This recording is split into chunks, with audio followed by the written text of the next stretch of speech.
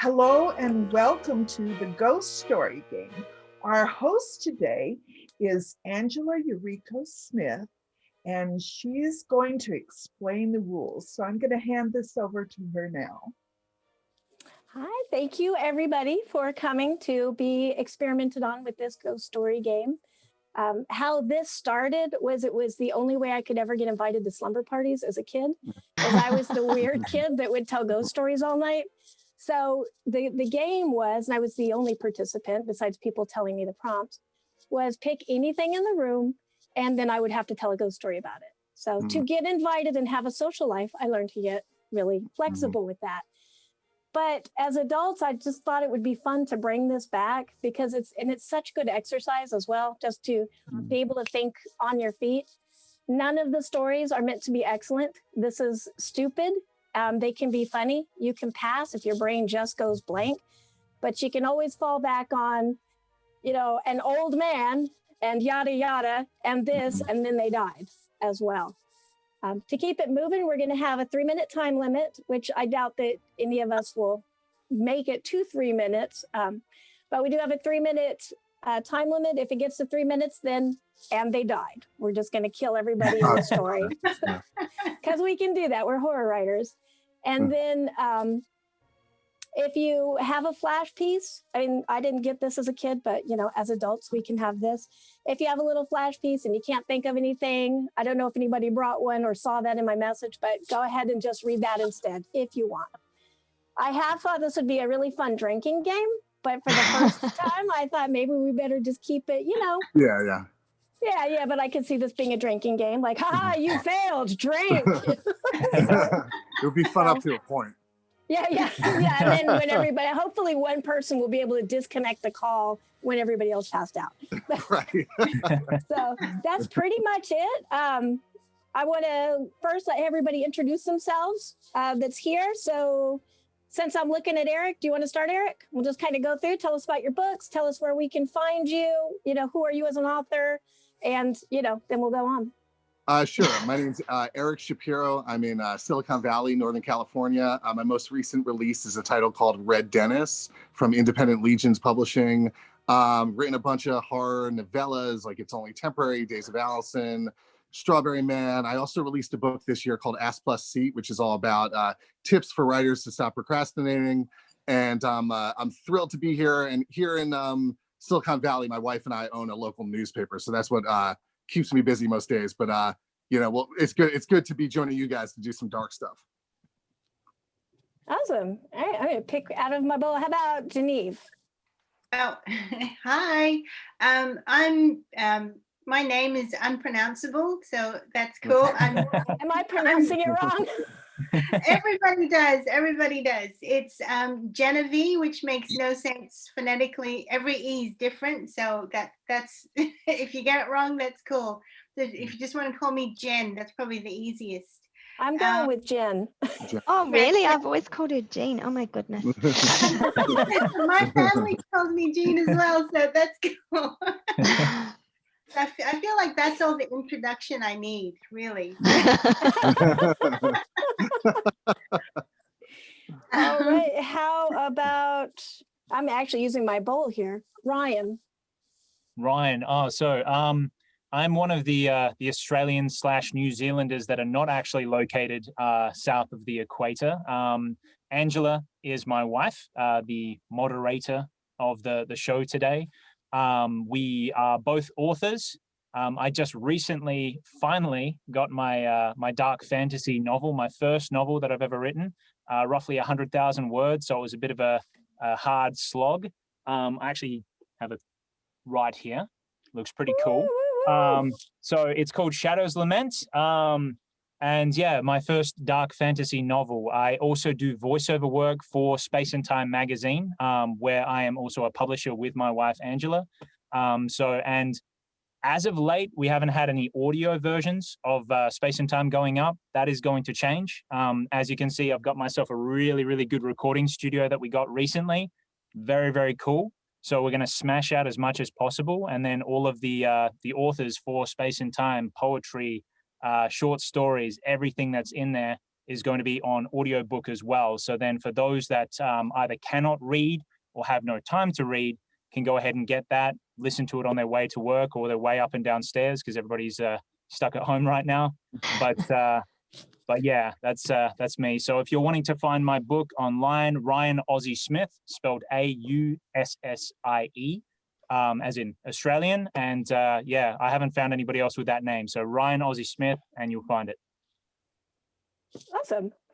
All right. Next, how about Lee? Hi everyone. I love that you, Angela, that you are Ryan's moderator. I think that's very I did. I thought that was only when he drank too much, but yes, it's very appropriate. Also, Eric, can you just remind me of the name of that non-procrastinating yeah, it's ass plus seat. Ass bust seat? Oh, okay. Ass plus seat. So ass like hindquarters plus seat. Yeah. Seat. Got it. Okay, I'm going to look for that because I really need that right at the moment. Oh, thank you. Yeah, you know, Amazon, I've been struggling with the title. You know, Amazon advertising won't let me advertise the real title because it's a curse word. So I decided to leave it alone because I can't, I wouldn't be able to live with myself. So yeah.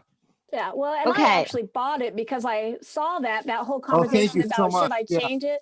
I was like, oh, I have to buy something that can't be advertised on Amazon. Right. Yeah, absolutely. You know, I should just ride the notoriety curve. You know, sometimes that helps. I think I need. Anyway, my name is Lee Murray, and I'm a writer and editor from New Zealand. And my latest work to come out was Black Cranes, which I edited with Geneve, and which includes Angela's story, and was published by Kate. So and reviewed by Austin. So nice family situation here, and I'm very, very proud of this piece of work. And the next thing I have coming out is Blood of the Sun, which is a collaboration with my colleague Dan Raybarts, and I've got the first couple here, I think.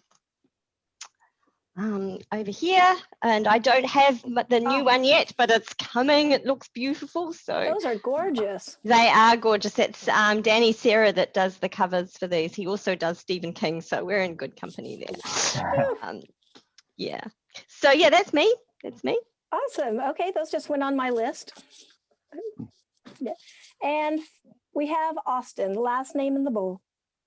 Hi, I'm Austin Gragg. I'm a contributing editor for Space and Time magazine, which kind of was like a universe moment. I'm an up-and-coming writer. I was a finalist in the Writers at Future contest. I've been on the No Sleep podcast, and I've got a story coming out with Auroria Leo in 2021 in July called Love in the Apocalypse.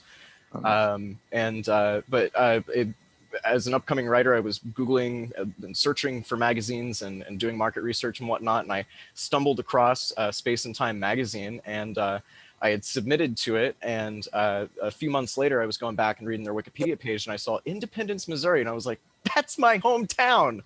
What do you mean, Independence, Missouri?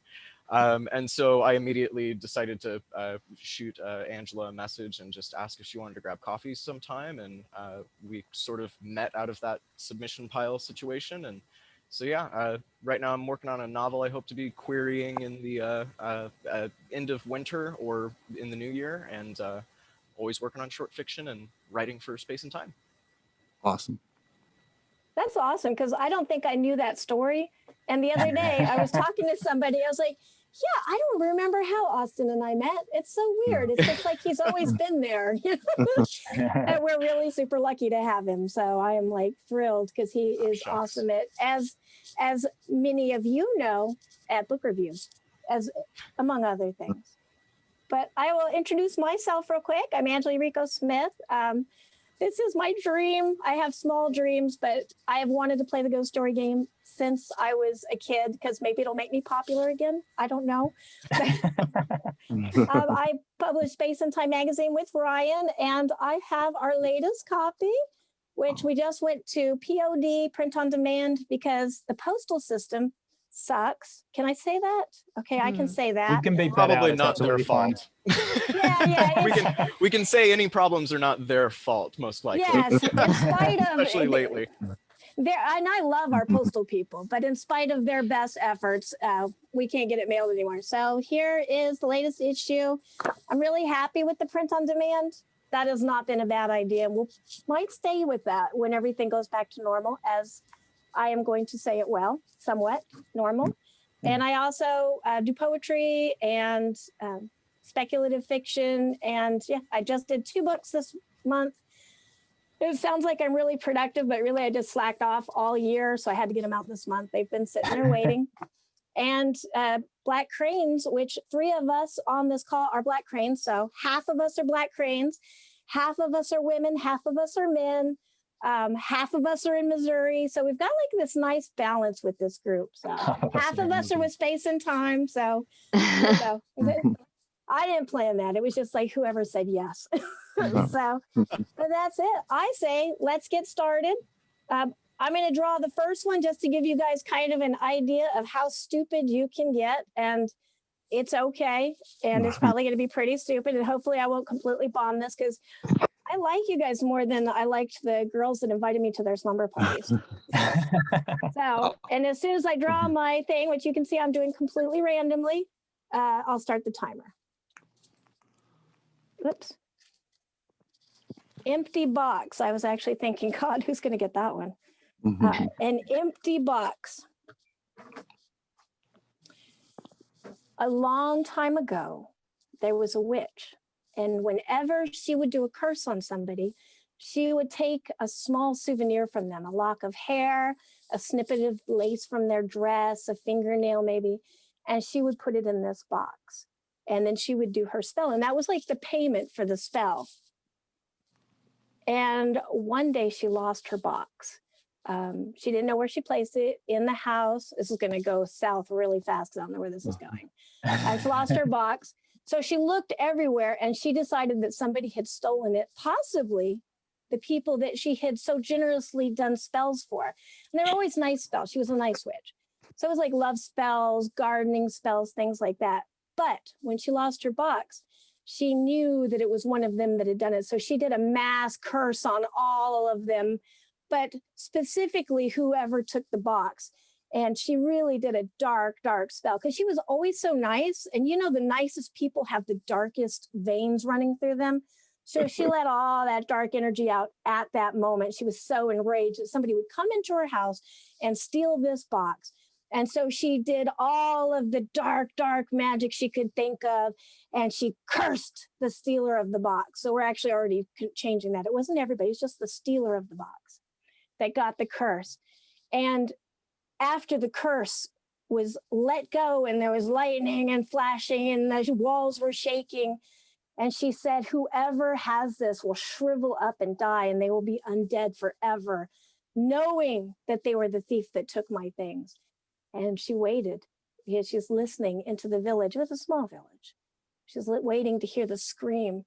And all of a sudden, she could feel her skin contracting and her hands, like the skin on her hands was like starting to shrivel up. And she felt like a rubber band was just all around her, like pulling her inward. And she started turning into dust and she collapsed on the floor in like a little pile of bones.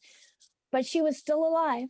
And her brain was still working and her eyeballs were still working. And as she fell on the floor, she could see under the couch. And there was her box. And she went, oh, that's where I put it. And she died. Kind of not really. She was undead forever. It's horrible. It's so horrible. Yay. And that was it. So you can see it can be pretty darn stupid. So, all right. So you guys ready? Ready to play? So I'm going to draw another name. Ooh, oh boy. Who will it be? No pressure. But if you tell a terrible, terrible story, you die. All right. This is going to be, oops, Eric Shapiro. Oh my goodness. Next. I said, even though you were the guinea pig, I'm still technically, because you had your whole childhood to prepare. Yeah, that is true. Yeah. That is true. Yeah, I'm the actual first one. Let's just be clear. All right, hit me. Let's see. It's strange. Right, I've been doing I'm supposed to give you the prompt now, huh? Yeah, go for it. I won't Let him comment. sweat a little bit first. Everything that's happened. I have a rusted horseshoe. Rusted horseshoe. Okay. Okay. It was late at night, and Dr. Jeremiah heard a scream from out near the barn. And he was very alarmed. He lived on a great deal of acreage. His property was generally very quiet. But he heard this piercing scream from over by the barn. And it was alarming because he lived alone, but for the presence of his 6 horses. And his horses were of incredible value to him because in addition to his vocation as a doctor, Dr. Jeremiah used to race the horses, and they would bring in a lot of money.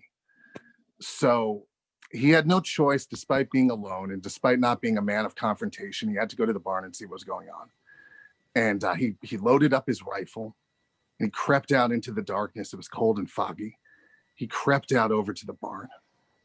And he didn't hear or see anything, but he just sensed that something troubling and alarming was happening inside the barn as he crept toward it. But he had to know, there was no more screaming. He had to know what had happened. So inch by inch, step by step, he walks over to the barn and he creaks the door open. And it was so cold that his breath was turning into mist. And he opens the barn and he sees nothing but 12 rusty horseshoes. So all 6 horses are gone and there's 12 rusty horseshoes. And the only other person nearby, about some 10 acres away, was a mystical shaman who could possibly explain to him what had happened. Like he had heard the screaming like moments before. There was no way to get all those horses out of there. There was no way they had run. He would have heard them running. He would have seen something. So it was very mysterious.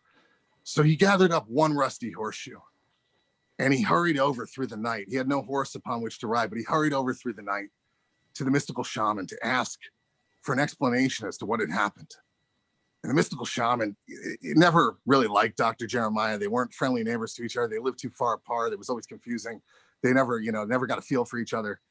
But he couldn't help. The doctor knocked on the shaman's door and said, "Mystical shaman."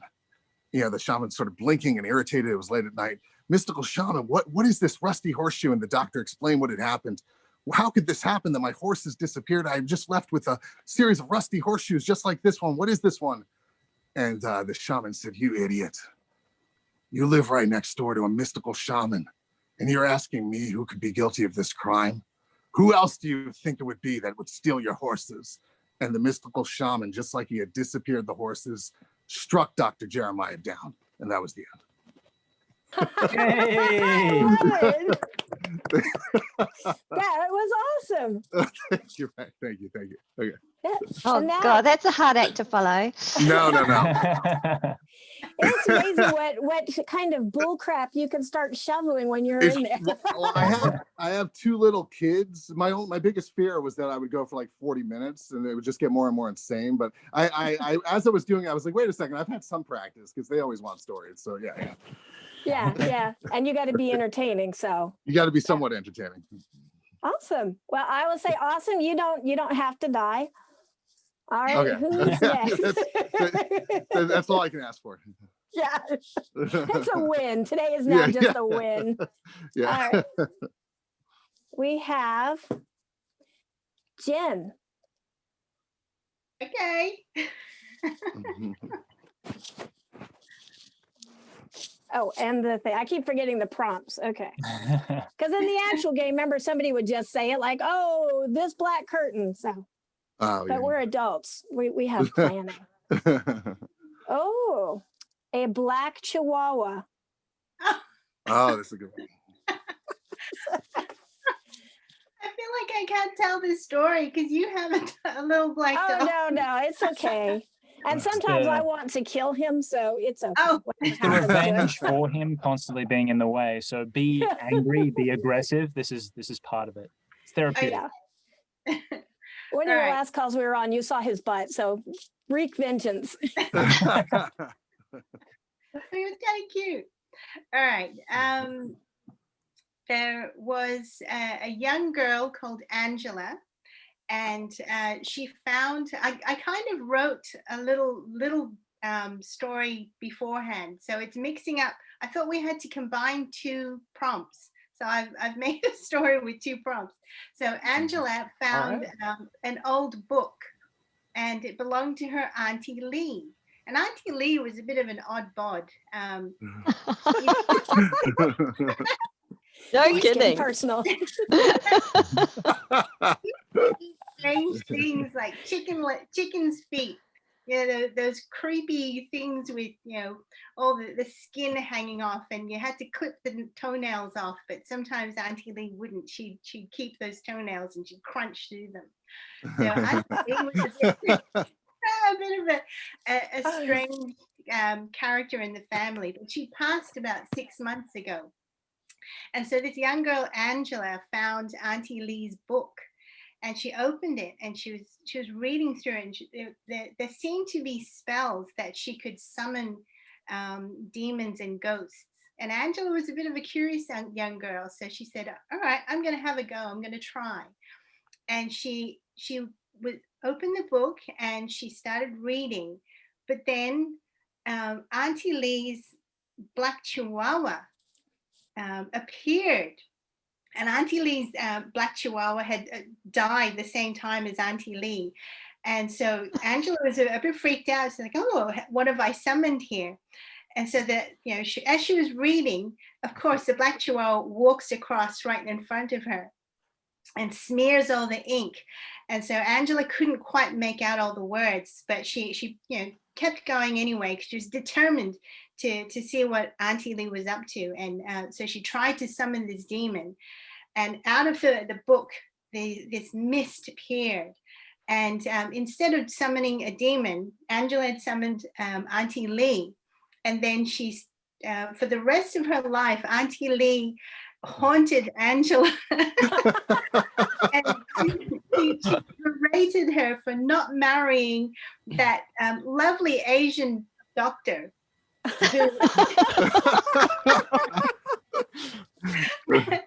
who loved to, who always said that his mother's tripe recipe was the best in the world and nobody could make it as good as his mother.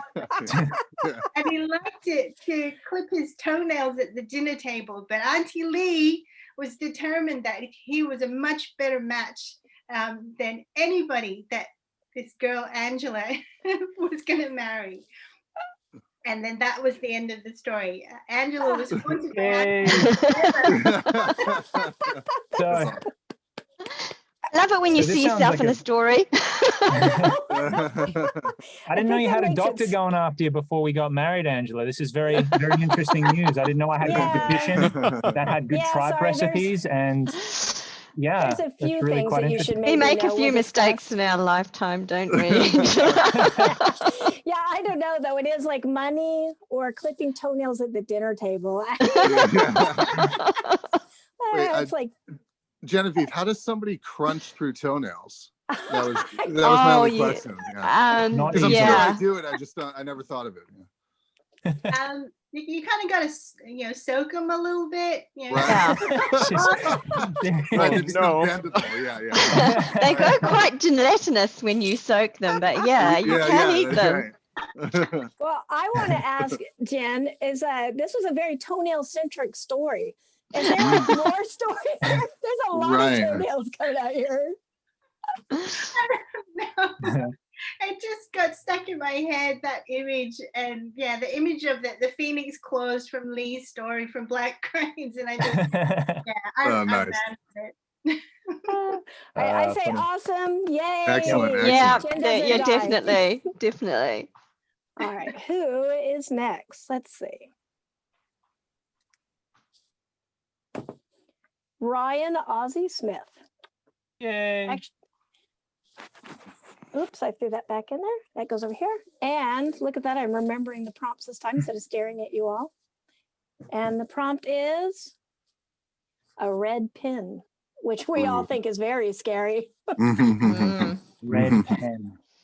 Okay.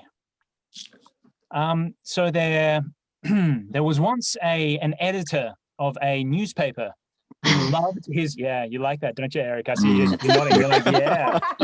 So there once was an editor of a newspaper, and they loved their red pens. His name was George, and he loved his red pens. If anybody touched his red pens, he would get very angry. Okay, he loved writing big red lines across the newspaper lines. He loved destroying everything in his path. Okay, and that's the purpose of red pens. That's why they say never sign your name in blood. It's based on a red pen. So he got this one pen from his uncle many, many, many years ago. Okay, and this was a very special pen to him. He had never used it before. His uncle, he was a special agent for the American Legion, and he always told him, this pen is very important. It can save your life or take your life. So very, very important red pen. One day he found that his entire newspaper location was broken into. Everybody had stolen everything that he owned, especially his red pens. He was not a very nice man. They were after him, okay? But they did not steal that one red pen that he got from his uncles. So he thought, I'm going to teach them a lesson. I know that all of these people have submitted a lot of writing to me. I know that they've got all of their hopes and dreams bound up. I'm going to destroy them, eviscerate them in fiction. I'm going to put all of this red ink all over their writing. What he didn't know is, just like the best James Bond movies, the red pen was actually a grenade. And he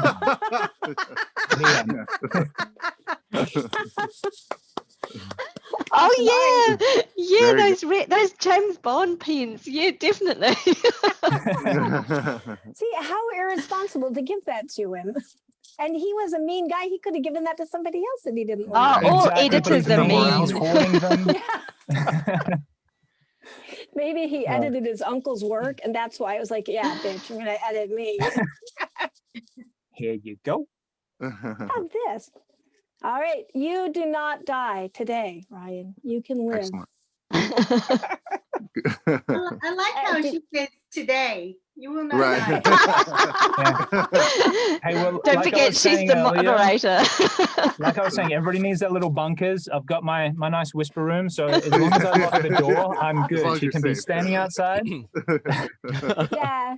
Well, that's. I'm jealous because I don't have a whisper room. I don't know what I would do with it except have coffee in it. But I'm just saying. Have it's a not creepy fair. lizard behind you. I mean, that's. Oh yes. Oh yeah. Is it? I thought there was a real lizard. Oh, okay. All right. The next name I picked is Austin Gragg. Where is the camera? There we boy. go. Ba-ba-bum. Oh, and the prompt because I'm with it. Is a hungry lizard. Oh, that's Like a fun that one. I'm cheating. I I knew wonder that was what coming up. inspired. I wonder what inspired me for that one. All right. George was a very hungry lizard, but he was little Timmy's lizard and was rather well behaved. George liked to eat carrots. George liked to eat spiders and crickets and all sorts of things when they let George roam around the backyard. They let George go everywhere with Timmy.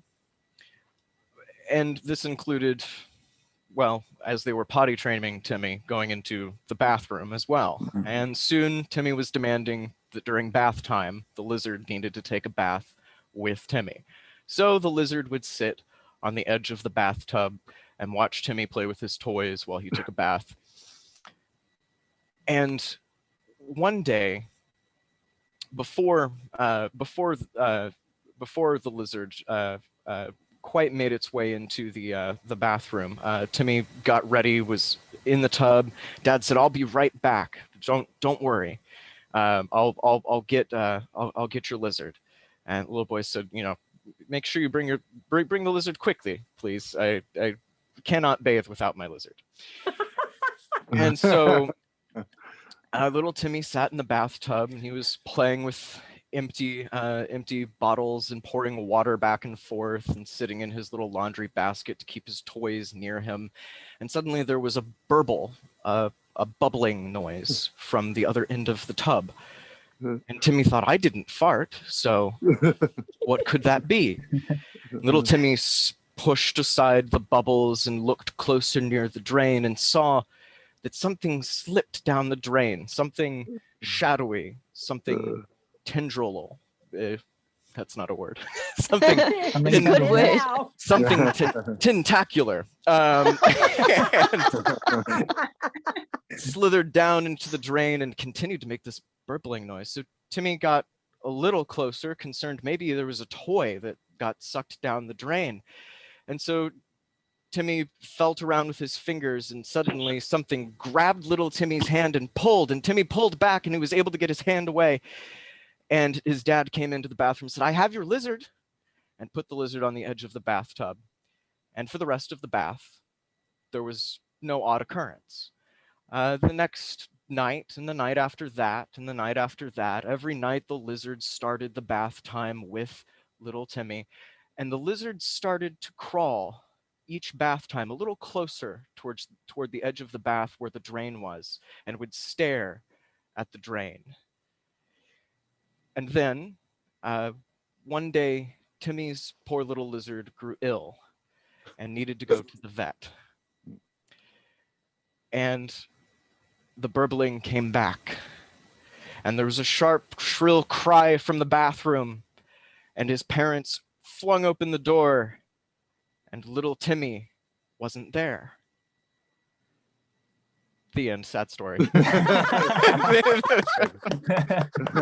very intense. That was tentacular. And then tell people that it's not a word if you're using it. If you're using it, it's a word. Yeah, you just haven't heard of it yet. Right. I will say forever the line of, "Bring me my lizard, for I cannot bathe without my lizard." Legendary. Awesome. All right. You will not die today. You may live. And there is one person left in the bowl at this point. And let's guess who it is. That's me. Lee Murray. Oh, that's just so hard to follow everybody. No, we are telling very stupid stories here. So that's why we need alcohol. It'll be something I have no story for, I'm sure. Like a cardboard box. Yeah, cardboard box. Yeah. Should I do the story right. for cardboard box? But Oh, and I actually hoped I would get this one, but wooden button. Oh, wooden button. Yeah, well, let me tell you a story about the time I went to one of those flea markets with my husband. It was a couple of years ago now, and they have those stalls where you can buy plants and you can buy knitted things and you can buy just stuff, bric-a-brac and things. I love those places. It's always fun to wander through those. Anyway, there was this stall, and had this lady. She came regularly apparently, and she kept this stall of buttons and notions and things like zippers and stuff that you recycled from old things. And she had these piles of patty tins, the patty tins that you make muffins in, and in each of the little gaps there were buttons. All sorts of different colored buttons that she'd salvaged from things.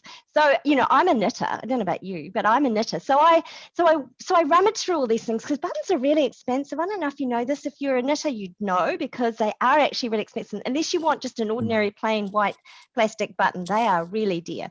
So I thought, this is a great opportunity to find some buttons for some projects. So I went through all these patty pins, and I found this group of four wooden buttons, okay? And, they were beautiful. They were antique buttons that had obviously been taken off something. They were painted. They had sort of little lilacs painted on them. I thought, oh, gorgeous. So I wanted them, but there were only 4. And, really, that's the minimum, the bare minimum. If you're going to knit something for someone to have buttons, you need at least 4. But the 4th button was slightly mangled. It was just sort of slightly mangled on the edge and sort of worn away, mangled, sort of crumbly. I don't know, it was almost as if the wood that it had been taken from, had a knot in the corner or something like that. Anyway, there were only 4, so I figured I'd get them, and they were like 50 cents a piece. And so, that was a deal. So I got them. The lady put them in a little paper bag and sold them to me. And that was cool. So I went home, a friend of mine was expecting a baby. So I knitted this little gilet, this little jumper for it. And I just had the 4 little buttons going down the front, and I put the 4th one on, which was slightly mangled. And anyway, so I put it on, and I kind of turned it a little bit so that it was not so obvious that this kind of the last button was slightly mangled, but it was so pretty and it was kind of charming. So anyway, I wrapped it in, you know, tissue paper and went to her baby shower and gave her this. She was thrilled. I mean, it was so nice. I mean, you know, it's not often you get hand knitted things these days for a new baby. So she was really pleased. Anyway, the baby was born. When the baby was born, and she's perfect. She's absolutely perfect, except for that fourth limb. You know, her hand came out sort of withered, and anyway, she's happy. I mean, my friend is really happy. The baby's beautiful. She's her mother, and there's surgery. I mean, they're planning for surgery, but I do wonder a bit about that button. Ooh, I like that. Very good. That's awesome. That You was went good. for very quickly. creative nonfiction, huh? Because you were the protagonist. Well, actually, I bought those buttons. Oh, it happened. Do they actually have lilacs on them? Because you described that really well. Awesome. Yeah, they have rabbits on them, but that's okay. I just made them into lilacs for this one. Yeah. Oh, that is awesome. I say, yay, you will Excellent. not die today, Lee. And honestly, you should just really relax, because any story you tell, we're just going to be like, oh, just listen to that Kiwi accent. It's so cute. I think she read a grocery list. Oh, but it was just awesome. All right, oh yeah, because I went first. That's it. Do you guys feel like another round, or do you think? Yeah, let's have another round. I'm down. Yeah. Okay. All right. Shaking up the bowl. It won't be me this time, I hope, because that would be weird. And if it's Lee, we'll just put it back, Lee. Like, give you a break. Eric Shapiro. My goodness. Seriously? Wow. Round again. I want to say, And- before I go, I want to say those stories are really good. I was really spellbound by all of them. I don't know if I'm just an easy conversion, but they're really fun. Oh, sorry. If you can see the what if, you know, that what if muscle working, can't you? You can sort of see the smoke coming off. What if? It's a good creative exercise. It's a good exercise in spontaneity. Like, you pull from like your little tricks and stuff. Yeah. Yeah. And there's always something. I mean, there's the things in horror that you can always fall back on, like an old woman or an old man or a witch doctor or, you know. Haunted house. Yeah. Haunted house. So when in desperation, you can just fall back on something like that. And as tropes, you know, as long as somebody dies or there's some kind of terrible thing that happens, it's all good. Right. Yeah. If it's bad, it's good. Yeah, absolutely. Right. All right. You ready for this one? This one truly is scary, Eric. Okay. Please. I almost didn't count this as a prompt because it is so scary for all of us. But it is blank paper. Oh my goodness. Oh, The Shining did this so well. Okay, I just have to get over on The Shining. That's all.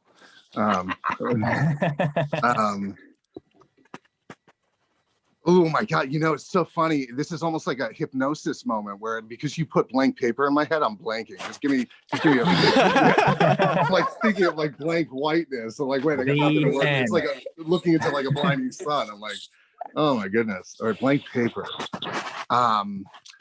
Mrs. Anderson was the most vicious and cruel nanny. When I think somebody said Timmy before. So whenever she was with little Tommy, she always was so mean to him. And she would go, Tommy, why don't you draw me a picture on this blank paper? And Tommy would cry and say, no, not the blank paper, not the blank paper. She'd say, Tommy, this blank paper is for you. You see what's happening here? This is me projecting what Angela just put me through. This blank paper is for you to be creative and show your spirit. And Tommy would just wail and ask when his mother and father were coming home. She'd say, they won't be back for 9 hours. I want pictures and I want stories and you'll enjoy yourself. So then she'd lock Tommy in the basement with the blank paper, one swinging light bulb. He had just enough light to draw a picture or write a story on the blank paper, but he was in such a state of terror that he couldn't come up with anything creative. This is amazing. I'm not doing this on purpose. Okay. So, so he couldn't come up with it. He's there. His hands were shaking. And then finally, he came up with an idea. He said, what if I drew a story of a trap door? A story. What if I drew a picture of a trap door? Then I can get out of this basement. Then I can get out of this house with this wicked woman. You know, Tommy was only like 4 or 5 years old, so this seemed pretty reasonable. So he starts drawing. He's got the paper flat on the basement floor. He starts drawing a trap door. And, you know, because of all the pressure he was put under, it was like that movie Whiplash. He had actually evolved into a brilliant artist because of all his time with Mrs. Anderson. So he drew a very detailed, rigorous, nuanced trapdoor. And then finally, he took a deep breath when it was all done. And finally, the whole paper, the whole surface of the paper was a trapdoor with a knob drawn on it. And finally, he pulled on the knob, took a breath, said, I got to get out of here. This woman is a lunatic. He pulls it over, and voila, there's a big tunnel leading underground. She's like, oh my God, I did it. I did it. It's hard as thunder. You know, she's all the way upstairs doing God knows what. So he goes down into the tunnel, into a deep, dark tunnel. And then he's, you know, scared for a while. It's so, you know, filled with, you know, dirt and worms and bugs, and he can't breathe down there, but he knows it's got to lead somewhere. This is, you know, this already has been working out for him. It's not going to end unhappily. So he turns a corner and there's an orange light up ahead. He's like, okay, this is my way out. I'll get out, away from my mother and father. I can't be too far from home. I've only been going for like 100 feet or so. So he crawls and crawls and crawls. He crawls. And at the end of the tunnel, sitting there calmly, their hands folded over her belly, is Mrs. Anderson, saying, Tommy, I made you as an artist. Every creative instinct in your brain is because of me. How could you think I would not see that elementary plan? Now you get back in the basement and you draw something original. Bravo. Thank you. I just have to go take my blood pressure medicine. That accent was fantastic. Thank you. I know. I think the voices made it. That was awesome. Oh, excellent. You guys raised the bar. It's like, okay, I got to do something this time. Well, I was going to say, calm down, Eric. There's no prizes, okay? We don't get Stoker's. No, I want to remain alive. Yeah, there's that little percentage of me that thinks I'll end up dead. So, yeah. Oh, yeah, the thread. I forgot about that. Yeah, it's a good incentive. That's a good thread. I'm totally into that. Awesome. You may live. Thank you. Yeah, it's a little bit sad how much enjoyment I'm getting out of saying that line now. That's just like, you don't let it go to your head. Yeah. You may live. I can see Future doing that. Pretty soon she'll be holding their thumb out going, you know, right. Which way is it going to go? Whoops. Right. I just dropped off. Hold on.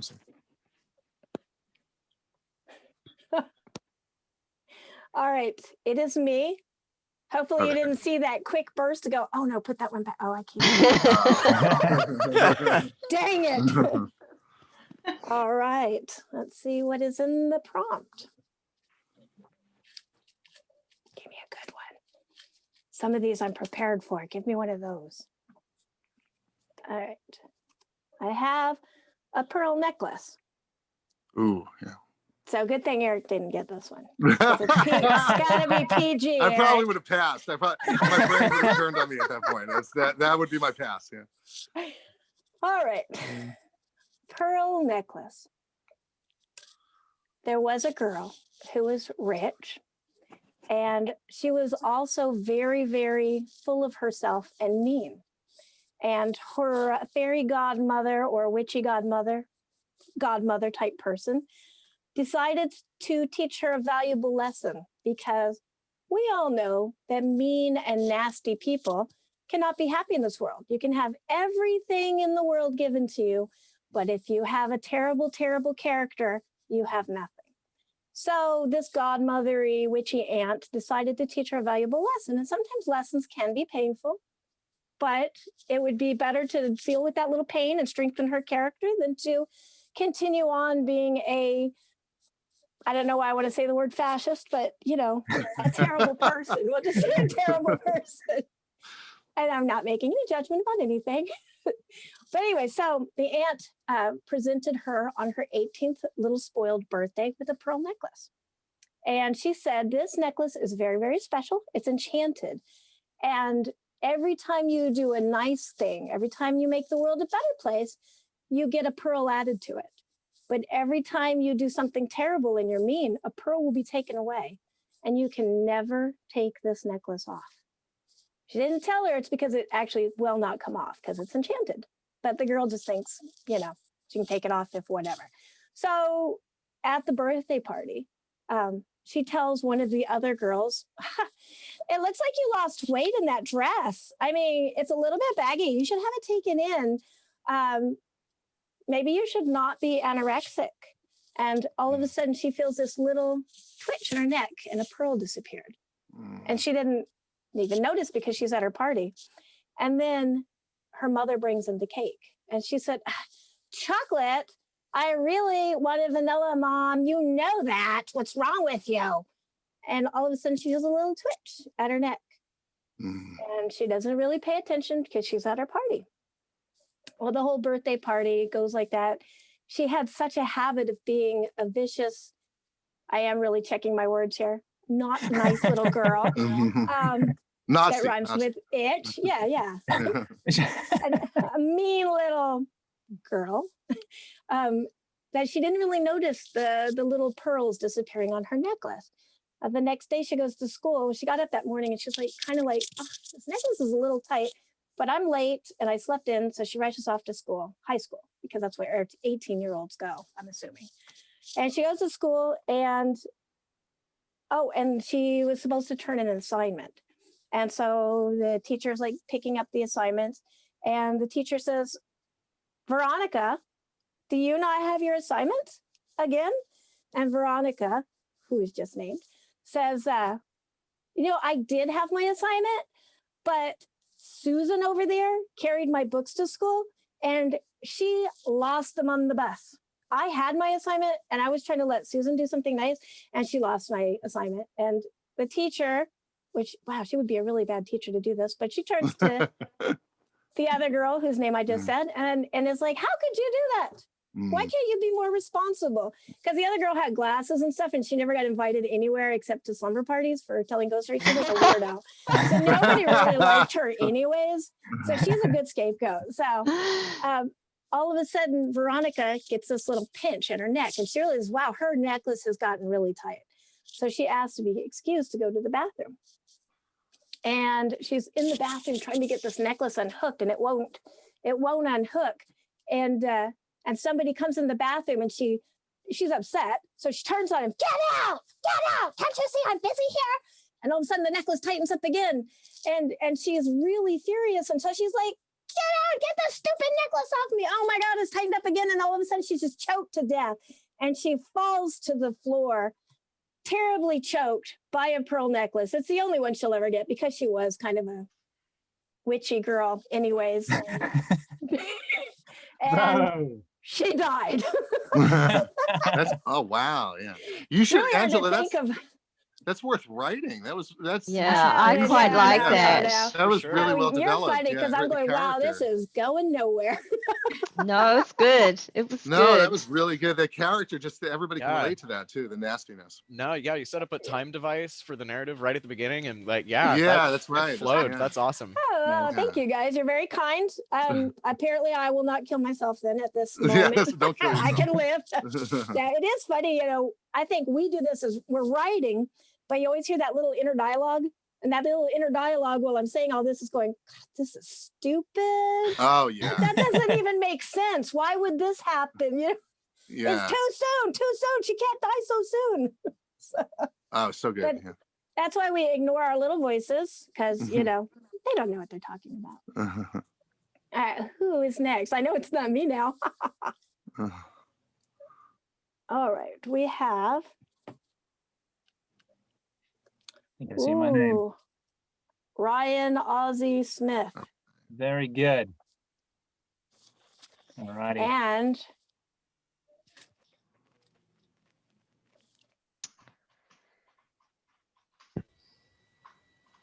I don't know what this is. Did you drop it? What's going on?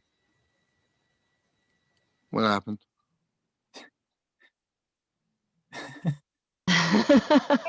Item was added to the bowl that was never there before. Pay your taxes. Oh, no, that's just... Yeah, you've gone too far. Okay, so what was the prompt? Silver coin. Silver coin. Silver coin. Okay. So, all right. So a lot of legal tender has been throughout the ages. There's been notes, there's been coins, there's been all sorts of different legal tender. As long as you can trade it for goods and services, you're in a good spot.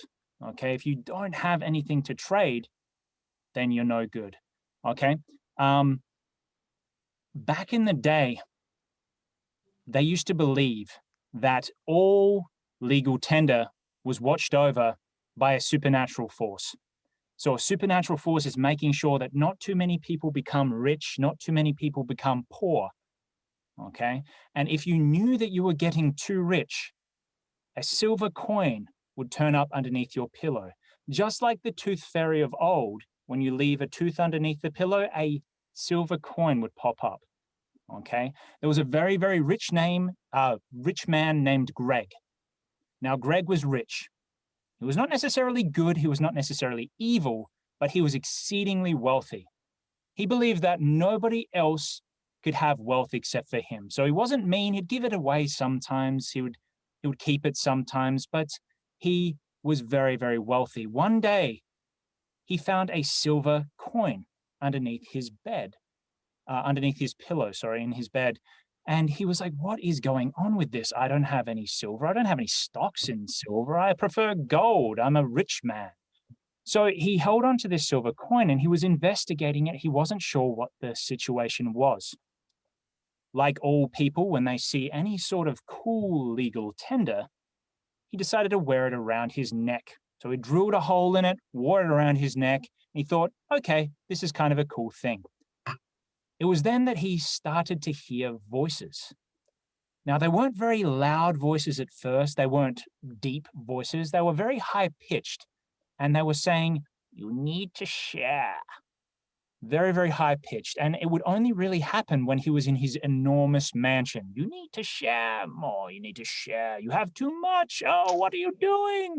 All of these voices just making him a little bit batty when he was in his big mansion. And they got louder and louder and louder. Then he found that all of his nicest linens were torn up. All of his wonderful silverware was banged up. His wonderful Porsche out in the garage, or his multiple Porsches in the garages, they had little hammer prints in the window. And he thought, what on earth is going on? It was only then that he started seeing some shadows.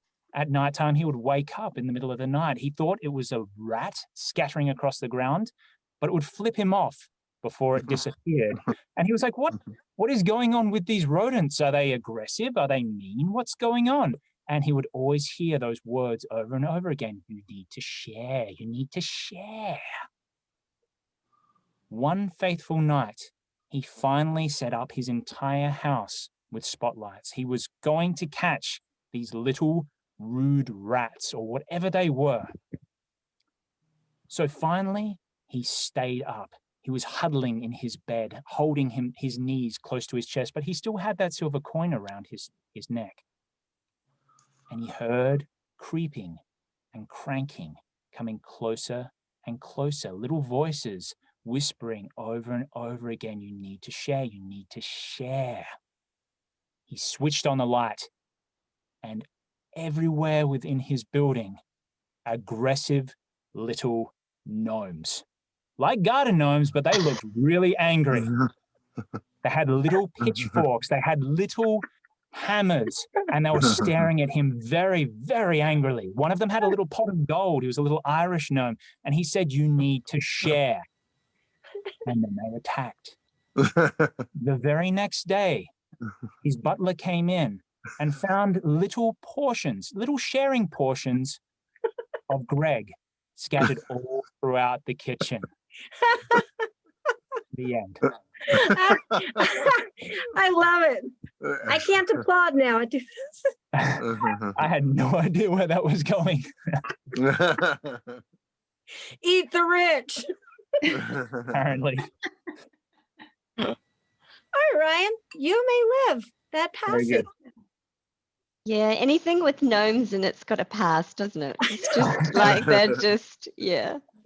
Especially angry garden gnomes. You know, you Yeah, get to yeah. the garden gnome, but angry. Oh, and they were rude as well. They're flipping people off. I mean, it's just not on. Not on. Their tiny little gnome fingers.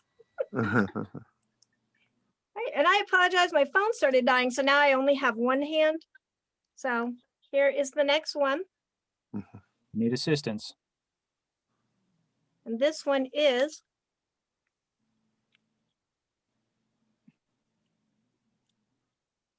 Jen. Okay. Okay. Oh, yeah. And the prompt. Yes. Now I am a professional. I do this all the time. The prompt will be, it's really difficult with one hand. Friendly spider. Oh, okay. I do live in Australia where we have.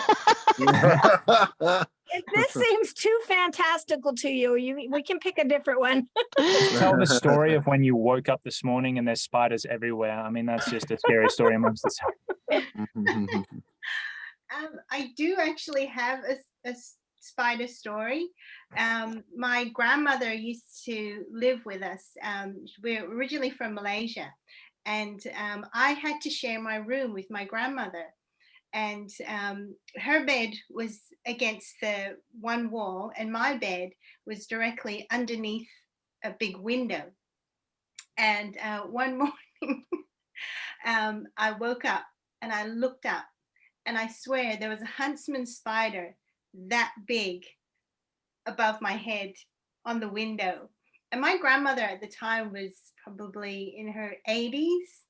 And she was, quite elderly. She was quite,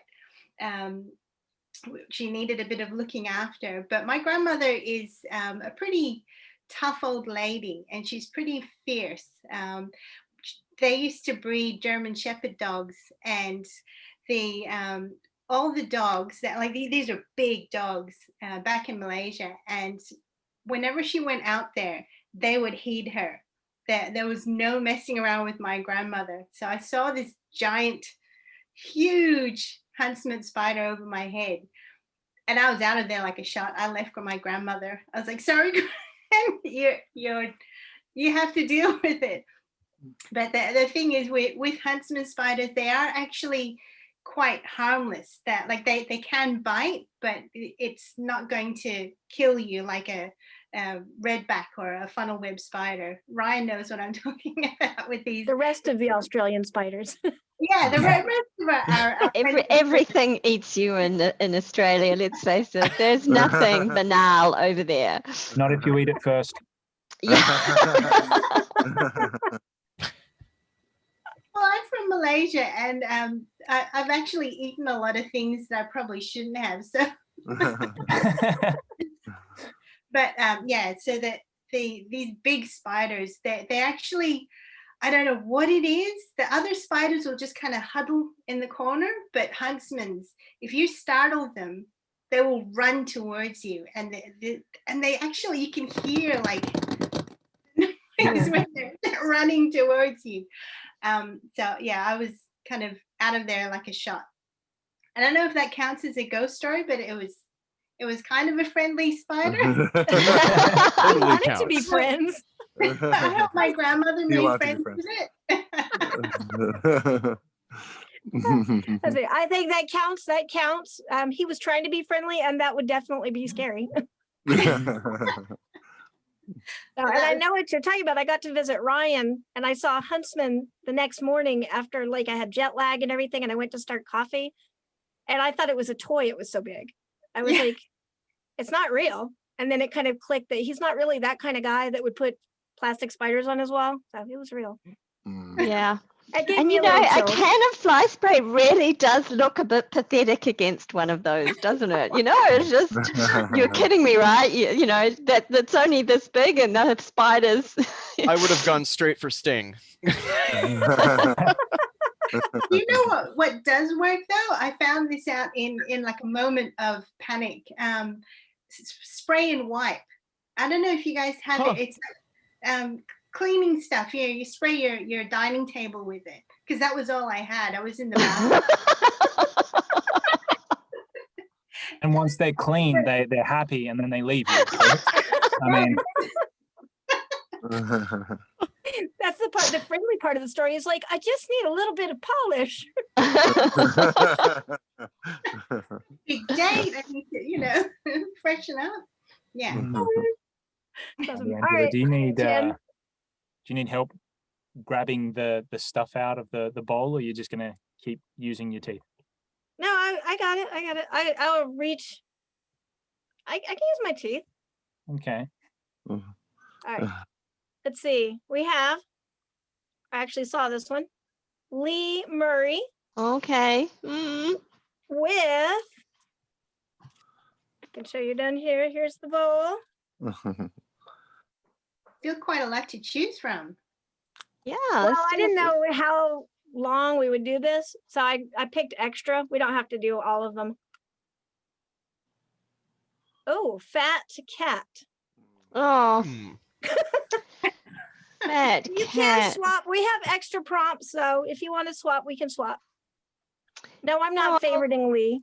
Yeah, no, I'm not sure. I could tell you about the feral cat that lives in Pies Parent, but that haunts the local suburb. But no, you know what? I might just pass on that prompt. And how about I read you a poem that I just wrote? Okay. Okay. I wrote I actually do want to hear that other story now. At some point. This is a story. This is a poem that was inspired by a story about a spelunker that I read in the paper, and I wrote it last week. So, and it's a pantoum. It's my first go at a pantoum. So here we go. So I brought this because I thought, hey, what if I get the prompt I don't want, which is fat cat? Oh, wow. Which of course I got it. I yielded to the earth's. It's called Explorer. I yielded to the earth's unending silence and went alone. Hardcore the stone embraced me, skinning elbows, knees, and shin. I plunged, spelunked, hellbound into the beckoning unknown. Came to a stop, wedged tight, arms pinned, a fleshy living shim. Hardcore the stone embraced me, skinning elbows, knees, and shin.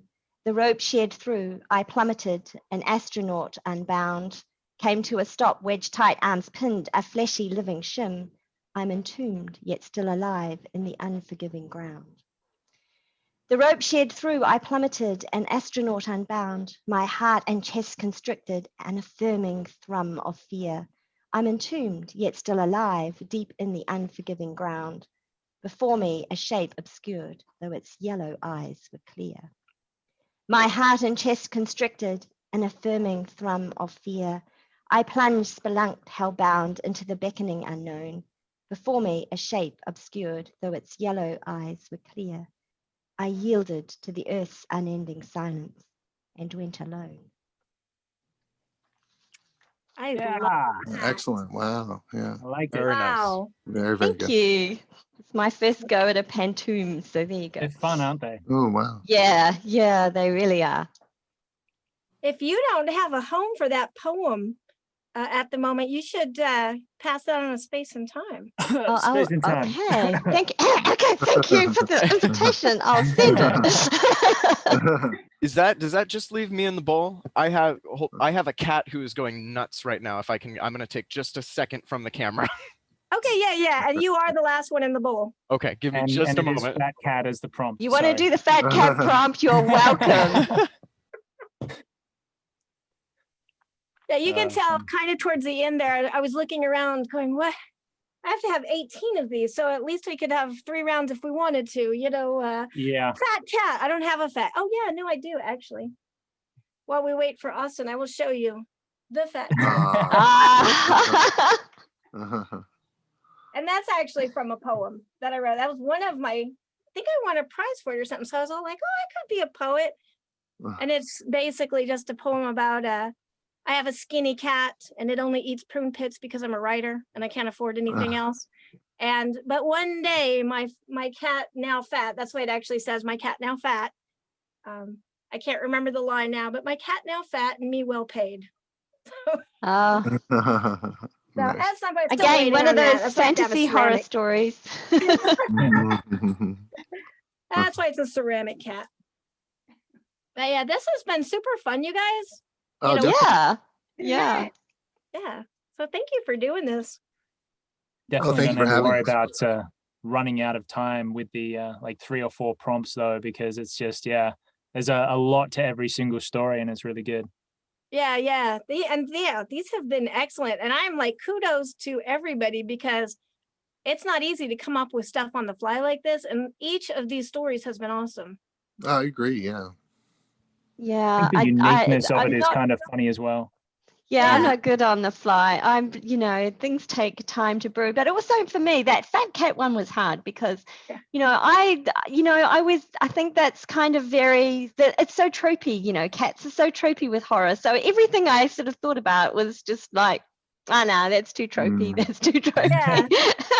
So the unusual ones were easier, if you know what I mean, to think about something, when I saw the list this morning, and I thought, I could probably come up with something like that. So and using cat one. Using that explanation, could I get a redraw on the prompt since we've heard it? Yeah. That fat cat one is really hard, isn't it? Yeah, it is. I thought so too. And I apologize for stepping away. My partner and I were expecting a baby in February, and so we've moved all the furniture around in the house. And we have 4 cats, and so they are not handling the house being rearranged. So congratulations. Thank you. Yeah, super news. Yeah, you started out with the baby thing though, and I was like, "Oh, do you have to go? Like, you can go right now." All right. Yes. Let us draw. I will awkwardly do this. Oh, I keep thinking I grabbed one. Okay. And we have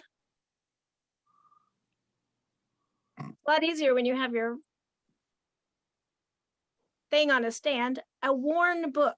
Worn book. Okay. My grandmother, like me, was a librarian. For a long, long time, longer than myself. I only did public service for a few years, but she was a librarian for a long, long time and had a vast collection of books. Her favorite, though, was an odd book. It was a copy, an old print from 1919 of Julius Caesar, with gold lettering on its spine that's worn, very thin copy, Bible thin pages, notes jotted into the sides. And it was the one book that she always made sure was on the shelf. Every time we would come over, the grandchildren, she would say, "Go pick a book, go pick a book." And something about that old copy of Julius Caesar called to me every time that I went over to Grandma's house, and I would run to the shelf, and every time I would pick that book first and bring it to her, and she would go, "Oh no, not this book." And she'd put it back and she'd make me choose another. So naturally, as I got older and became a teenager and a little more mischievous and daring in regards to investigating things I wasn't supposed to, I started wondering why never that book.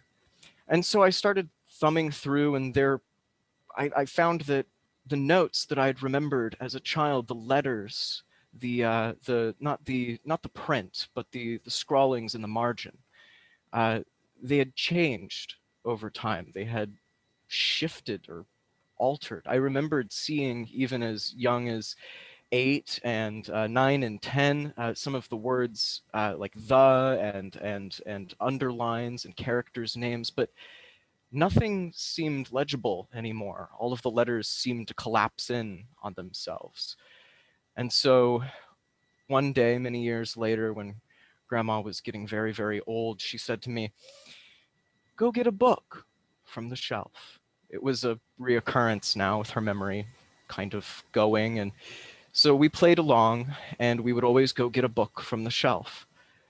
And although I knew from years and years growing up, from as long as I could walk to the bookshelf till now, that she had always told us to put the book back, and I had stopped going for it at maybe around age 14 or 15, I thought this time, when Grandma asked for a book, maybe I'd pick up that copy of Julius Caesar. And so I went to the shelf, and there it was, coated in a thick layer of dust on the top. I blew it off and thumbed through it again, and the symbols were still there. All the words illegible, as if they had fallen in on themselves. Not what I had remembered as a child at all. And I took the book to Grandmother, and I said, "Grandmother, Grandmother, this book." And she said, "No, not this book." And she was gone. She passed. And I won't talk much more about that, but I hold on to that copy of Julius Caesar, and I keep it on my bookshelf. And oddly enough, at least for the last few years, and I never touch it, it never seems to collect dust. But every once in a while it calls to me. And so I go to the shelf and I pick up that copy of Julius Caesar and I flip through it, and I find now at the age of 32 that the letters don't seem to be the same yet again. They've collapsed even further. This time the scrawlings of pen from whatever college class she had written in, the scrawlings have collapsed even further. The ink seems to meld below the text and flow into the margins, and it's run through the words of Julius Caesar and has rewritten the lines of some of the pages, and they seem to be an incantation. And so I kept the book locked away for a long, long time. But when children of my own came along and they asked for me to read to them, well, every time they went to the bookshelf, they would go to that little locked box with the copy of Julius Caesar. And remembering what happened to Grandmother, I said, "No, we can't have this book around anymore. We have to do something with it." And I opened the box to take one last look at the copy. And there were no words on the inside of the page, but just solid black pages of ink from top to bottom, left to right. Not even the golden edges were there any longer, just blackened away, never collecting dust. And so I find myself here in the graveyard now, digging and digging to give Grandma back her book. Wow. Very good. Oh, Yeah, that's that's amazing. I wish I'd Amazing. written that. So good. Well, I was so, We'll just delete this real quick. Actually, Yeah. I'm gonna have to rewatch this and then outline Austin, it we have and something then to tell you. fill it out. That was Austin. That was very, very absorbing. I was hanging on your every word. That was great. Yeah, that was you. good. Yeah. yeah, I got chills. Yeah. Well, awesome. I won't torch you guys with another round. I think we're all probably good. I know my Yeah. arm is a little tired at this point. Yeah, but you should do it again. Yeah, this was super fun, fun. you guys. Awesome stories. And I feel inspired from this, not that I'm going to rewrite your story, Austin. I respect that. But I feel like it's like the creativity is emanating from all of us and combining into more creativity. Awesome. Well, thank you so much, guys. I'm going to turn it over to Kate again. You guys were awesome. Thank you so much for allowing me to live my childhood dream and making me feel popular again. And this was a lot of fun. Thank you for inviting us to the slumber party. It's great to be one of the popular kids again. I know. Well, thank you. This was a lot of fun. I loved all the stories. See you later, everyone. Have a nice afternoon. Okay, bye. Bye, Thank you, guys. everyone. Thank See you you. guys. Bye, everybody. Bye.